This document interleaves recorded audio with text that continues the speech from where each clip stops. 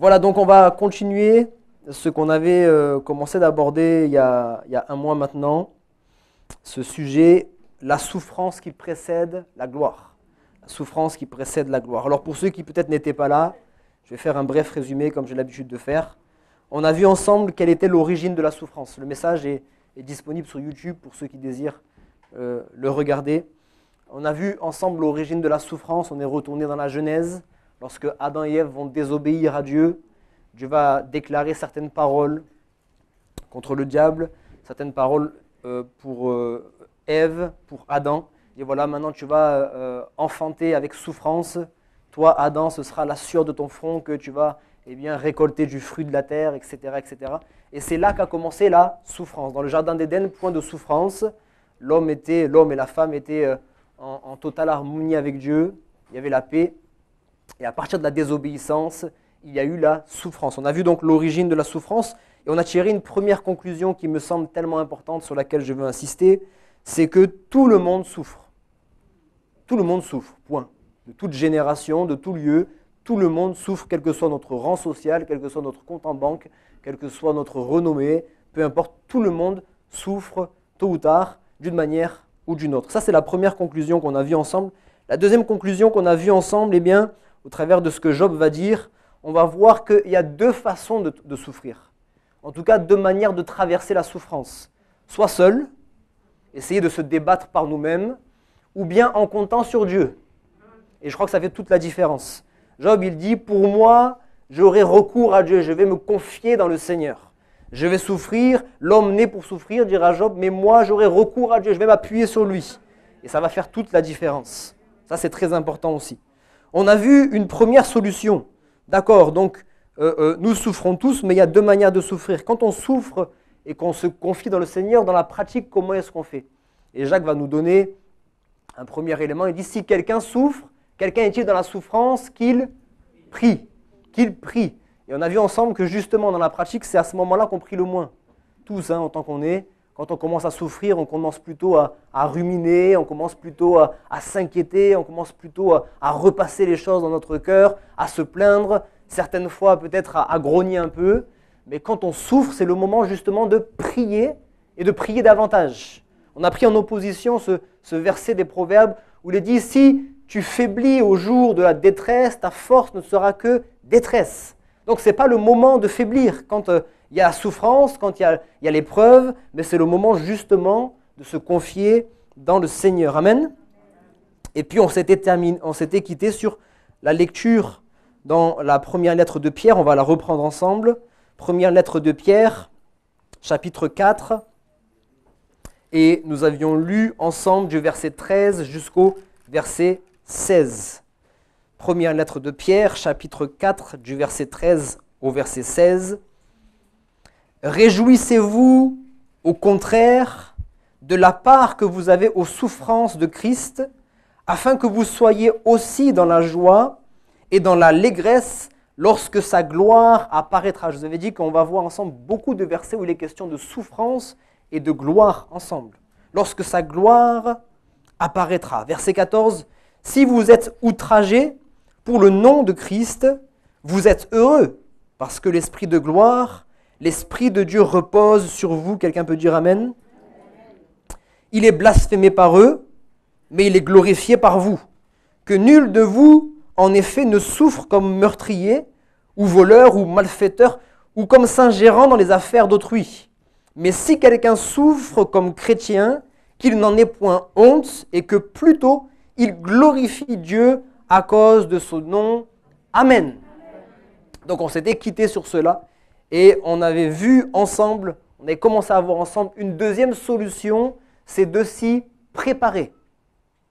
On se prépare à la souffrance. On a pris ce texte ensemble.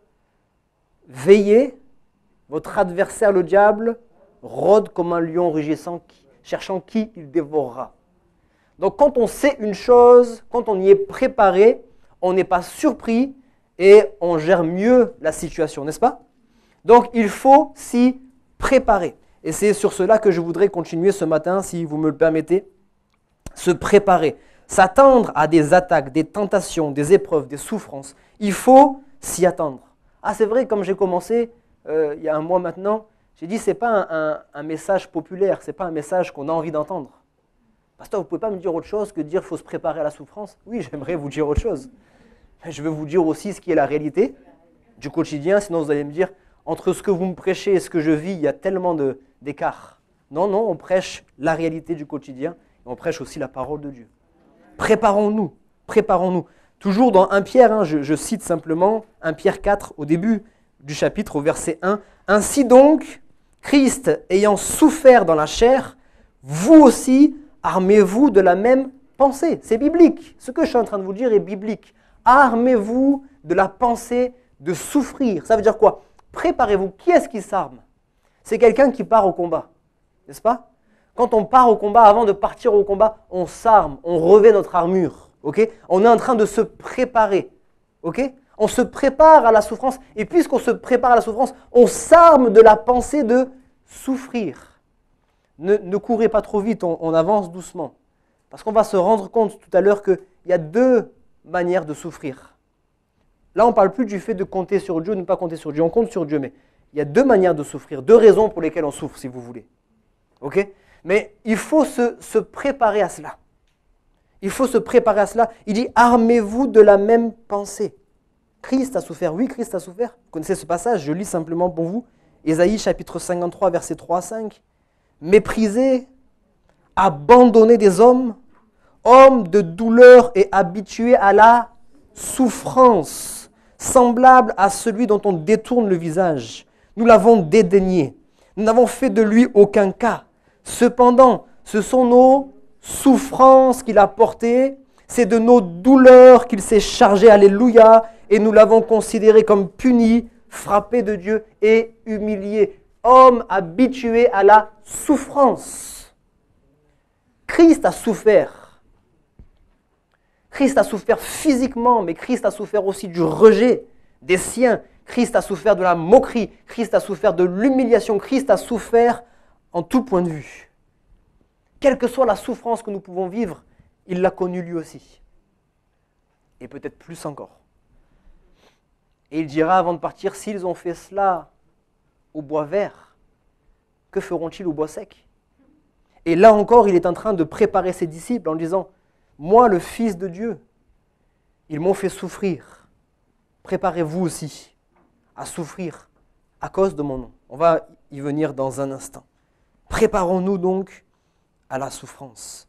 Pierre, autrefois, je vous l'ai dit dernièrement, rejetait la souffrance. C'est lui justement lorsque Jésus va dire il faut que le Fils de l'homme, le Fils de Dieu meure, etc. Tout ça. Et lui va dire non, non, non, non, non, à Dieu ne plaise. Là, on est bien ensemble, là, on va profiter, Jésus, on passe des bons moments, on voit des choses merveilleuses, glorieuses, tu nous enseignes, tu nous fais du bien, etc. Restons dans ces choses. Pourquoi est-ce que tu parles de souffrance? Mais Jésus savait qu'il devait passer par là. Et Pierre, au début, comme nous tous, ne lui jetons pas la pierre, sans jeu de mots. Comme nous tous, il a rejeté la souffrance. C'est quelque chose que la chair n'aime pas. La chair veut rejeter la souffrance, elle ne veut pas de la souffrance. La chair, elle veut tout de suite et sans effort, sans aucun problème, c'est pas vrai. Et de plus en plus, notre génération, c'est vraiment ça, c'est la génération fast-food. Tout de suite, sans aucun effort. Oui ou non, c'est exactement ça. Mais spirituellement, c'est pas vrai. Permettez-moi d'ouvrir une petite parenthèse. Et je ne suis pas là pour vous décourager, au contraire. Hein. Vous m'avez entendu vous prêcher et dire vous êtes des disciples de Christ. Et si vous êtes disciples de Christ, si vous croyez dans le Seigneur, vous pourrez voir des miracles et vivre des miracles et être des instruments pour le miracle. Alléluia. Amen. C'est moi qui vous encourage constamment à aller prêcher l'évangile. Mais il faut dire aussi la vérité. On n'arrive pas comme ça au Seigneur et puis tout de suite on veut révolutionner le monde. Il faut une préparation. Il faut un brisement. Ah oui, il faut un brisement parce que tel que nous sommes quand le Seigneur nous prend, c'est vrai qu'il nous accepte comme nous sommes. Amen. Est-ce que quelqu'un me suit? Il nous accepte comme nous sommes. Mais ce n'est pas parce qu'il nous accepte comme nous sommes qu'il veut nous utiliser comme nous sommes. Hein. Ça, ce n'est pas vrai. Il nous accepte comme nous sommes et puis maintenant, nous plaçons entre les mains du potier. Et vous avez certainement vu un potier quand il utilise l'argile. C'est des fois délicat, mais des fois, il prend la pâte, il l'écrase, des fois, il brise, il recommence tout. Et des fois, ça se refait 2 fois, 3 fois. Des fois, on a besoin d'être brisé. Et puis façonné à nouveau à son image pour qu'on puisse être modelable, qu'on puisse vraiment être dans sa volonté. Et ce n'est pas toujours plaisant, hein, cette étape-là. Ce n'est pas toujours plaisant. Et Pierre, il ne voulait pas passer par là, il dit « à Dieu ne plaise ». Mais ce même Pierre-là, qui autrefois disait « à Dieu ne plaise », maintenant, c'est lui qui nous écrit et qui nous dit « réjouissez-vous des souffrances ».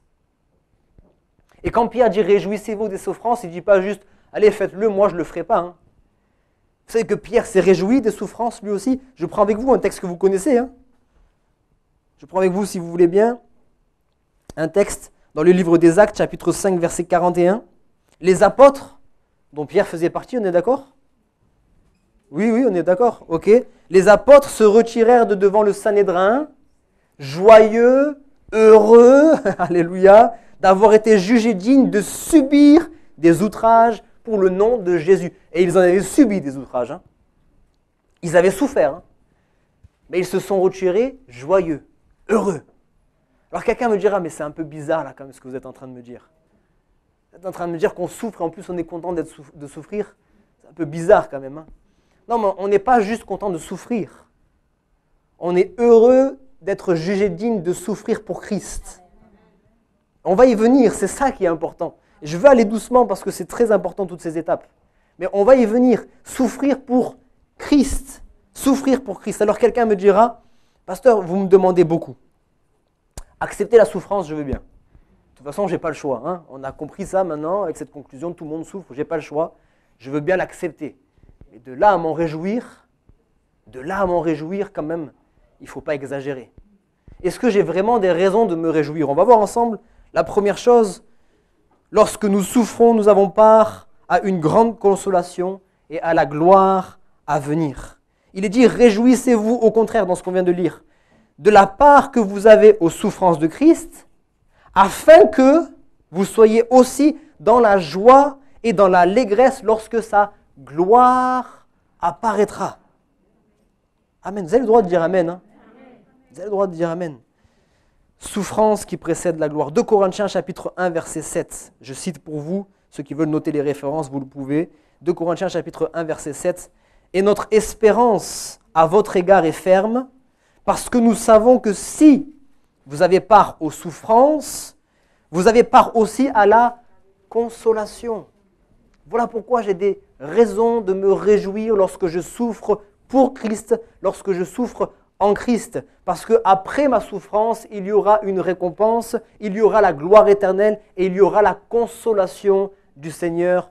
Amen. Deuxième chose, la souffrance produit la persévérance, la victoire et l'espérance. Amen. Pas mal, hein? La souffrance produit la persévérance, la victoire et l'espérance. Et vous savez quoi? C'est même pas moi qui l'ai inventé. C'est écrit dans la Bible. Amen. Il est dit bien plus dans Romains chapitre 5, versets 3 et 4. Bien plus, nous nous glorifions même des afflictions, alors se réjouir de la souffrance et se glorifier de la souffrance, sachant que l'affliction produit la persévérance. Amen. C'est vrai, hein? Quand on souffre, on apprend à persévérer. Soit on baisse les bras tout de suite, soit on est obligé de persévérer, on est obligé de relever la tête, on est obligé de continuer à aller au combat. Hein? C'est ça, c'est la souffrance qui crée la persévérance. Quand tout va bien, on se laisse couler, il n'y a aucune persévérance. Mais c'est quand il y a la souffrance que là on persévère dans notre foi, on persévère dans les choses de Dieu, etc., etc. Donc la souffrance produit la persévérance, la victoire dans l'épreuve, alléluia. Parce que quand on persévère, c'est sûr, Dieu vient toujours à notre secours, alléluia. Et quand Dieu vient à notre secours, quelle que soit notre épreuve, nous en avons la victoire, amen, alléluia. Nous avons la victoire dans l'épreuve et cette victoire, l'espérance, alléluia, amen. Toutes ces choses qu'on vient de citer, c'est la souffrance qui produit ça. Alors j'ai encore une raison de me réjouir. J'ai encore une raison de me réjouir de toutes ces souffrances. Alors, est-ce que c'est tous ceux qui souffrent sur la terre qui vont avoir part à ça? Non, certainement pas. Et c'est là qu'on vient au vif du sujet. Je retourne dans 1 Pierre chapitre 4, versets 13 à 16, il est dit « Si vous êtes outragés pour le nom de Christ, vous êtes heureux, parce que l'Esprit de gloire, l'Esprit de Dieu repose sur vous. » Ça, c'est encore une raison hein, de se réjouir. Si je souffre pour Christ, l'Esprit de gloire, alléluia, l'Esprit de Dieu repose sur moi. Que nul de vous, en effet, ne souffre comme meurtrier. C'est là qu'on comprend qu'il y a deux manières de souffrir. Celui qui souffre comme meurtrier ou voleur ou malfaiteur ou comme s'ingérant dans les affaires d'autrui, et puis celui qui souffre comme chrétien, qu'il n'en ait point honte et que plutôt il glorifie Dieu à cause de ce nom. Alléluia. Deux manières de souffrir, deux sortes de souffrance. Souffrir comme meurtrier, c'est une manière de parler. On n'est pas obligé d'être meurtrier pour souffrir comme meurtrier. Souffrir comme meurtrier, qu'est-ce que ça veut dire? Ça veut dire souffrir parce qu'on a désobéi à Christ. Souffrir parce qu'on ne marche pas dans sa volonté. Souffrir à cause de nos décisions personnelles qu'on a prises sans Christ. Parce que c'est vrai, les choix qu'on fait dans nos vies, des fois, nous amènent à la souffrance. Oui ou non? On fait des mauvais choix, et puis après on souffre, et puis après on dit au Seigneur, pourquoi tu as laissé faire? Mais il m'a laissé mon libre arbitre, c'est pas lui qui t'a demandé de le faire, tu l'as fait par toi-même, et puis maintenant tu te rends compte que tu as fait un choix charnel plutôt que spirituel, et tu en payes les conséquences. Il y a toujours la possibilité de revenir au Seigneur, alléluia, amen, ça c'est toujours important. Oui c'est vrai, je me suis détourné, oui c'est vrai, je me suis un peu éloigné des plans que le Seigneur avait tracés, mais j'ai toujours la possibilité de dire, Seigneur, je veux revenir dans ta volonté. Amen, fais-moi grâce. Il y a la volonté de Dieu parfaite, et puis il y a la volonté permissive, où Dieu permet ça, simplement. Il n'a pas dit que c'était sa volonté, il n'a pas dit que c'est ce qu'il voulait exactement pour toi, mais il permet la volonté permissive. Okay? Alors, il y a celui qui souffre comme meurtrier, et puis il y a celui qui souffre comme chrétien. Et là, ça fait toute la différence. C'est celui qui souffre comme chrétien qui a droit à tout ce qu'on vient de citer, et bien d'autres choses encore. C'est celui qui souffre comme chrétien qui a droit aux récompenses éternelles. Celui qui souffre parce qu'il est méchant, parce qu'il fait des erreurs, parce qu'il décide d'en faire qu'à sa tête, lui, il n'aura pas droit à la consolation, à la gloire éternelle, etc., qu'on soit bien clair. Amen. Celui qui souffre comme chrétien, ça veut dire quoi? J'ai pris quelques exemples toujours tirés de la parole de Dieu. 2 Timothée chapitre 1, verset 8. 2 Timothée chapitre 1, verset 8. Il est dit, « N'aie donc point honte du témoignage à rendre à notre Seigneur, ni de moi, son prisonnier, mais souffre avec moi pour l'Évangile. » Une manière de souffrir comme chrétien, c'est souffrir pour l'Évangile. Souffrir à cause de notre foi, parce que nous sommes dans un monde qui va de mal en pire. Et nous devons continuer à garder la foi en Jésus-Christ. Nous devons continuer à proclamer ce en quoi nous croyons. Nous devons continuer à proclamer les valeurs de la parole de Dieu. Ces valeurs qui sont bafouées aujourd'hui, n'est-ce pas? Quand on écoute les informations, quand on écoute les débats télévisés, on se dit mais où est-ce qu'on va? Encore, ce week-end, je suis tombé sur un débat et je n'ai pas pu garder jusqu'à la fin parce que c'était tellement terrible pour moi. On descend au plus bas et avec une telle fierté. C'est ça qui est terrible. Avec une telle fierté. Lorsqu'on veut parler des divergences sexuelles, etc., on en est tellement fiers. Oui, on y croit et puis en plus on est fiers. Il faut qu'on l'impose à tout le monde. Et là on se dit, Seigneur, ta grâce. Ta grâce. C'est vrai que nous, on a fait notre expérience avec le Seigneur, on a fait notre choix, mais entre guillemets, on laisse aussi ce monde à nos enfants. Et on pense beaucoup à nos enfants quand même. On est passé plus ou moins entre les mailles du filet, déjà dans l'éducation. Ne serait-ce que moi et vous, on n'a pas eu la même éducation. Il y a des choses que vous aviez, j'en parle souvent avec les aînés, et c'est ce qui faisait que votre génération n'était pas la mienne. Il y avait l'éducation civique, les cours de morale, on vous apprenait des choses qui, c'est vrai, étaient tellement logiques, mais c'était quand même bon de les rappeler. Et puis ça a été retiré, moi je ne l'ai pas connu par exemple. Et c'est ce qui fait que ma génération, on voit les conséquences. Et puis petit à petit, comme je disais dernièrement avec les jeunes, des choses toutes bêtes, mais on a voulu retirer Dieu de tout ce qui était dans l'éducation. Jusqu'au point, on ne dit plus avant Jésus-Christ, après Jésus-Christ. Non. On a voulu enlever Dieu de toutes ces choses et on en paye les conséquences aujourd'hui. Et je dis, Seigneur, il faut vraiment que tu interviennes. Et nous, on doit continuer à prêcher, à proclamer l'Évangile, à continuer à dire avec assurance ce en quoi nous croyons et ce que la parole de Dieu nous déclare, la parole de Dieu qui est la vérité, pas une vérité. C'est très important, on voit ça en ce moment dans les études bibliques le mercredi. Il n'y a pas plusieurs vérités, parce qu'à Colosse, pour ouvrir la petite parenthèse, c'est ce qu'ils pensaient. Il y a plusieurs vérités, chacun fait un petit peu à sa manière. On prend un petit peu de telle religion, on prend un petit peu de telle religion, on fait notre micmac, et puis on a notre propre religion. Non, ça ne fonctionne pas comme ça. Il y a une seule vérité. Ça peut paraître prétentieux, mais moi je crois dans la parole de Dieu qui est la vérité. Et nous devons continuer à la proclamer. Dans un monde où le mal est appelé bien et le bien est appelé mal. Quand vous allez prêcher une chose en étant assuré que c'est le bien, ils vont vous dire c'est mal. Et quand vous allez dénoncer quelque chose qui est mal chez eux, ils vont vous dire non, c'est bien. Parce que le mal est appelé bien, le bien est appelé mal. Et c'est ça, souffrir comme chrétien. Souffrir la moquerie. Souffrir le rejet. Souffrir le mépris. Parce que elle se reconnaîtra, une jeune est venue me voir, là, on faisait la randonnée hier avec les jeunes. Elle m'a dit, tu sais, dans mon travail, là, on m'a pris comme une religieuse sectaire, là, et tout de suite, on m'a mis dans une case. Il va falloir que je rattrape un peu ce témoignage. Parce que tout de suite, c'est comme ça. Et c'est possible qu'on soit rejeté, c'est possible qu'on soit méprisé, c'est possible qu'on se moque de nous, mais on doit persévérer, c'est ça, souffrir comme chrétien. Si quelqu'un vit ça, là, peut-être au travail ou dans son voisinage ou dans sa famille, tu es heureux, mon frère, ma sœur, alléluia, parce que tu souffres pour Christ et tu auras part à la gloire, alléluia. Amen. Une deuxième chose, toujours dans 2 Timothée, chapitre 2, verset 3, souffre avec moi encore une fois. Paul et Pierre, il est fou. Paul et Pierre, vous n'avez pas autre chose à nous dire là? Souffre. Souffre avec moi comme un bon soldat de Jésus-Christ. Alléluia. Ça, c'est encore une notion qu'on oublie bien souvent. C'est ça l'équilibre, encore une fois. Hein. Dernièrement, on parlait du fait qu'il y a le disciple de Christ, il y a l'ami de Christ, il y a l'enfant de Dieu, il y a le fils de Dieu, etc. Et on a toutes ces étiquettes à la fois, n'est-ce pas? Mais on est aussi des soldats. Alléluia. Amen. Amen. Ah oui, parce que si vous voulez être des soldats, il faut être des soldats, hein, ce n'est pas des petits soldats. On est des soldats. Amen. Vendredi, pour ceux qui étaient là, on est parti à la guerre. Alléluia. On est revenu victorieux parce qu'on avait besoin de combattre contre les puissances spirituelles qui sont dans ce quartier, qui veulent nous empêcher de voir la gloire de Dieu. On est parti non pas avec nos propres forces, parce que sinon on ne serait pas là ce matin. On est parti avec la puissance du Saint-Esprit et l'autorité que Dieu nous a donnée. Tu marcheras sur le serpent, le scorpion et toute la puissance des ténèbres et rien ne pourra te nuire. Alléluia. Donc nous sommes des soldats.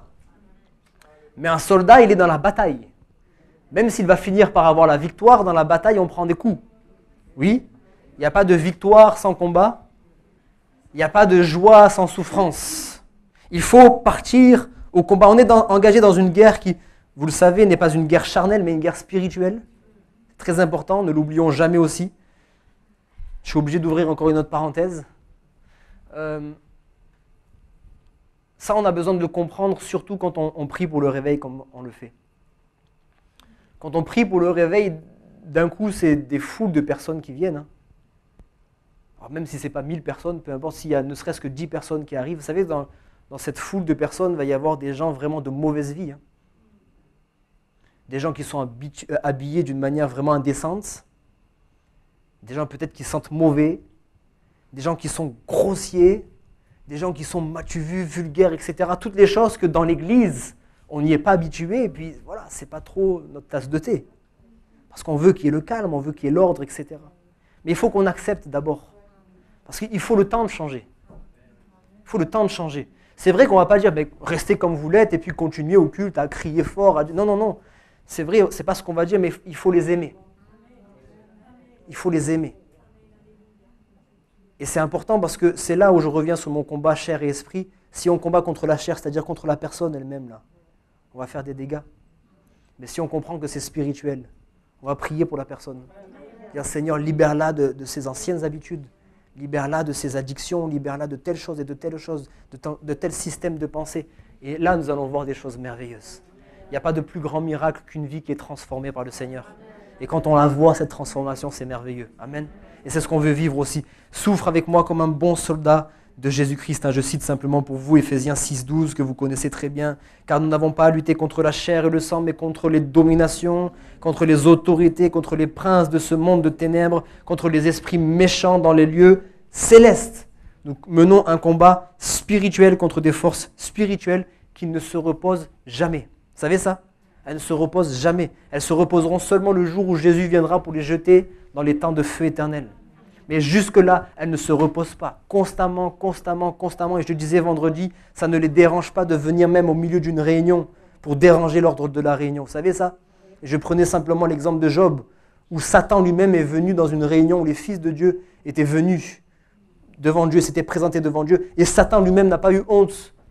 Il est venu avec son audace, là. Il est venu dans cette réunion. Donc ça ne dérange pas si ce n'est pas Satan lui-même, c'est un esprit d'incrédulité, un esprit de lourdeur, etc. qui vient pour déranger nos réunions. Et nous, on doit être des bons soldats qui savent mener le combat. Alléluia. Et ça, je crois que c'est une jauge aussi, frères et sœurs. Si on a une vie trop tranquille, c'est peut-être qu'on ne fait pas ce qu'il faut faire. Oui ou non, moi j'essaye d'être assez logique.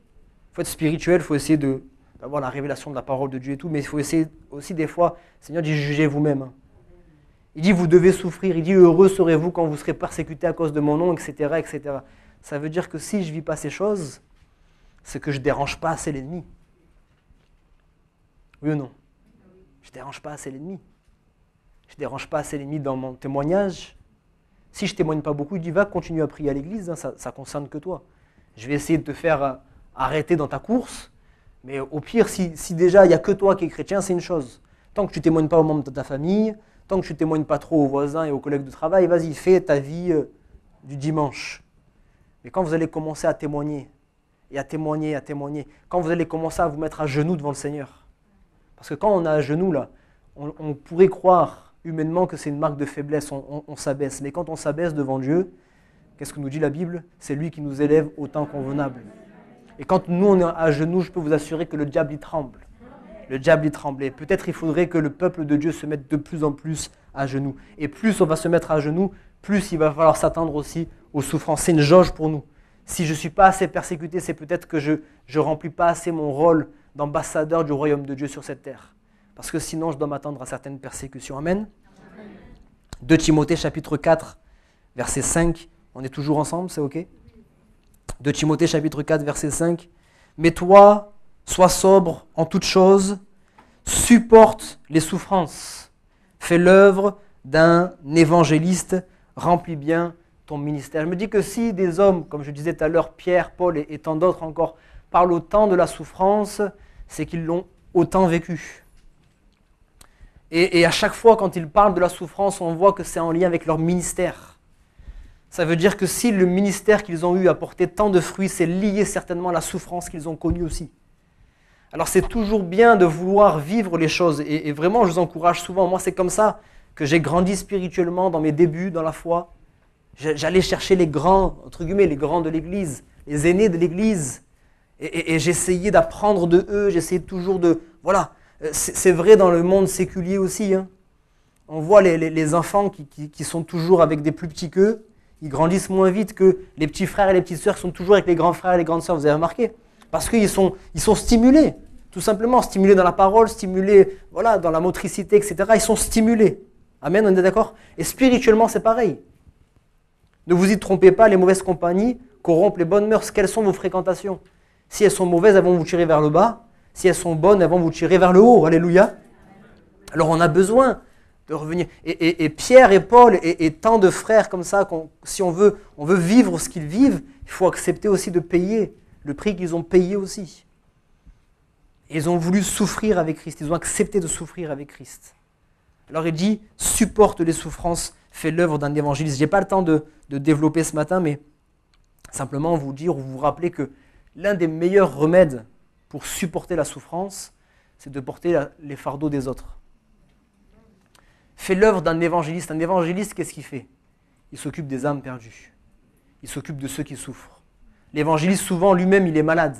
Il guérit les malades, mais lui-même, il est malade. Vous avez connu ça?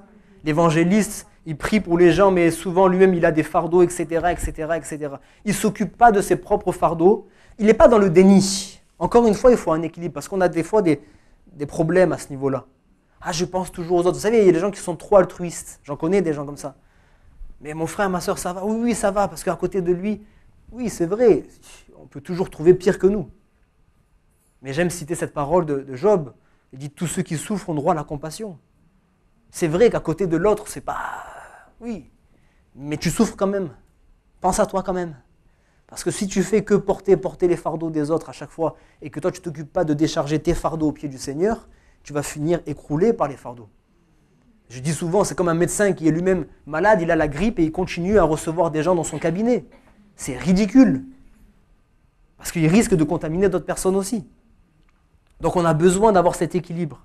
Mais je crois qu'on a besoin aussi, c'est vrai, de s'occuper des fardeaux des autres. Fais l'œuvre d'un évangéliste. Et personnellement, c'est ce que je fais dans mon ministère. Quand ça commence, parce que je ne vous apprends rien, hein, on est l'église de Christ, on n'est pas parfait, vous savez ça? Je ne suis pas parfait, vous ne l'êtes pas non plus. Je suis désolé. Hein. C'est dans l'amour qu'on dit ça. Hein. Il n'y a personne qui est parfait. Donc il y a des petits soucis, il y a des fardeaux à porter, il y a des choses à régler, des situations à régler, etc., etc. Et quand ça devient trop compliqué, parce que je le reconnais, des fois c'est trop compliqué pour moi, je commence à faire l'évangélisation. J'oublie un peu les soucis de l'église et je dis, allez, on va se tourner vers les âmes perdues. Parce que je peux vous assurer une chose, quand on a vraiment le fardeau des âmes, il n'y a rien de plus important que les âmes perdues. Quand on voit le fardeau qu'ils portent, quand on voit la souffrance qu'ils ont eux, on se dit, nous, nos petits soucis d'église, je pense qu'on peut les mettre de côté, on peut les supporter quelques souffrances et puis continuer à faire l'œuvre de Dieu. Amen, c'est ça.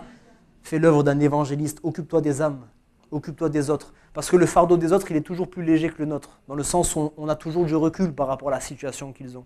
Et moi je suis persuadé qu'à chaque fois qu'on s'occupe des fardeaux des autres, Dieu envoie quelqu'un sans qu'on s'en rende compte pour porter nos fardeaux. Amen.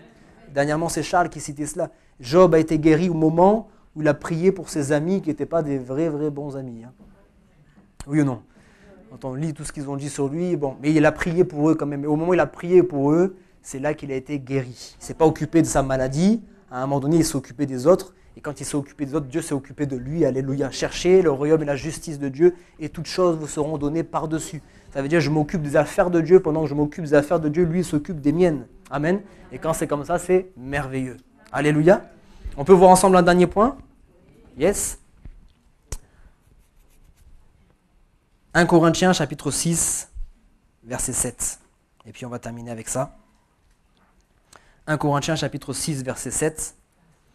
C'est déjà certes un défaut chez vous que d'avoir des procès les uns avec les autres. Pas terrible dans une église, hein. Pas là une église. Alors, il faut remettre ça dans le contexte, c'est que eux, ils allaient chercher des juges païens, des non-croyants pour régler leurs affaires. C'est ça que Paul va dénoncer en particulier. Mais ne serait-ce que voilà, avoir des conflits, avoir des différends dans l'église, c'est normal, hein, je vous le dis. C'est pas grave, c'est normal. On est d'accord? Allez, peut-être qu'il faut que je développe avant que vous soyez d'accord et que vous vous acquiescez. Avoir des conflits dans l'église, c'est normal, ça ne peut pas être autrement. On est tellement différents les uns et les autres. Et unité ne veut pas dire être unifié, c'est-à-dire être les mêmes, c'est pas vrai. L'unité, c'est s'accepter dans nos différences. On a déjà prêché sur ça. On a vu qu'on a des tempéraments tellement différents, non seulement différents, mais des fois opposés. Et les différents opposés, c'est normal, tôt ou tard, il y a des petites frictions. Donc ça, ce n'est pas un problème qu'il y ait des frictions. Ce n'est pas un problème en soi. Le problème, c'est quand ces frictions, elles prennent de l'ampleur. Et que chacun reste de son côté et garde des rancœurs, garde de l'animosité, etc., etc. Et que les querelles, elles commencent à se multiplier dans l'église. Et puis on commence à avoir des groupuscules, etc., etc. Ça, c'est une horreur devant l'Éternel. Ça, c'est horrible. Il n'y a rien de plus horrible que de ça.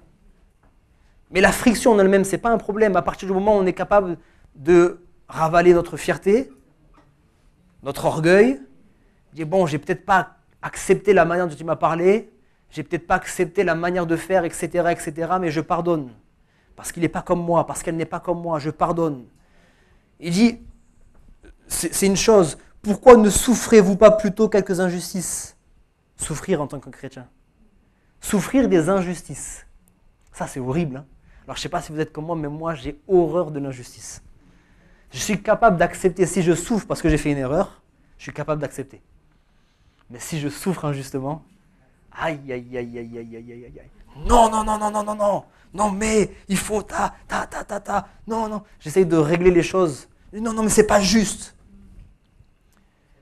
Et Paul nous dit, pourquoi ne souffrez-vous pas quelques injustices? Laissez passer par-dessus. C'est pas si grave que ça. Encore une fois, ça on s'en rend compte en lien avec le point précédent. quand nos regards sont tournés soit vers le Seigneur ou vers les âmes perdues, vraiment les soucis qu'on a là.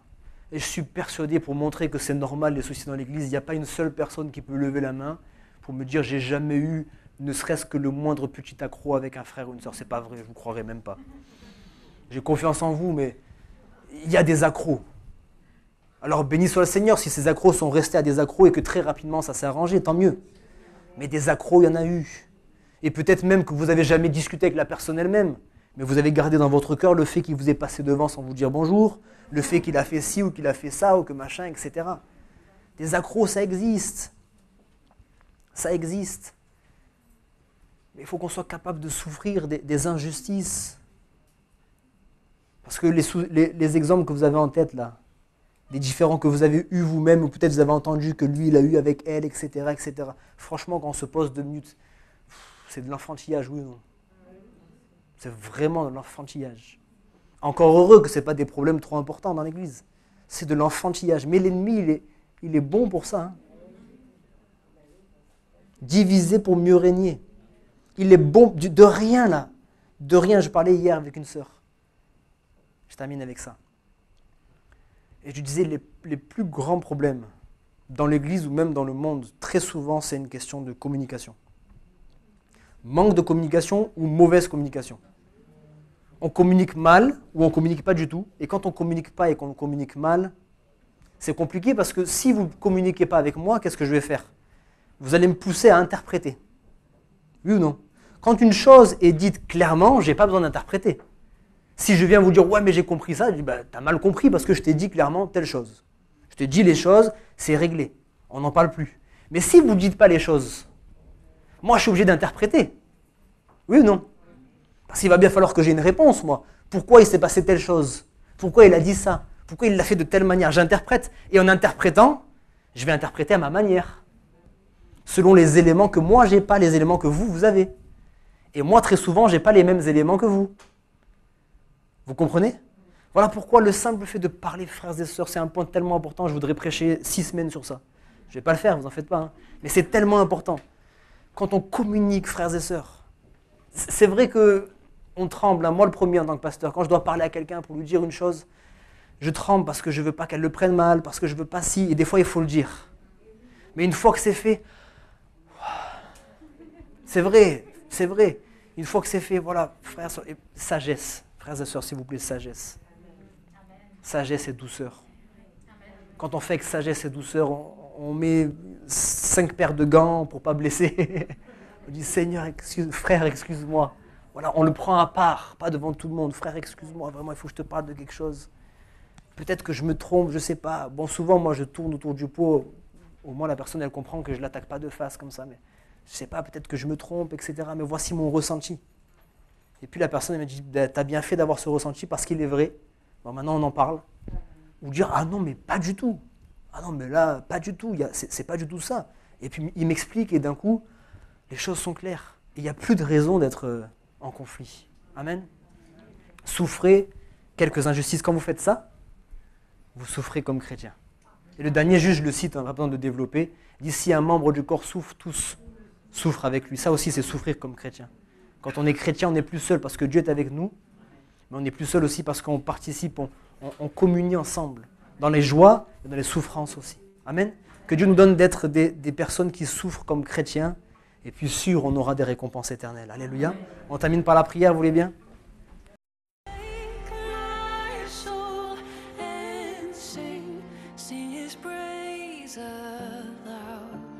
Sing his praise.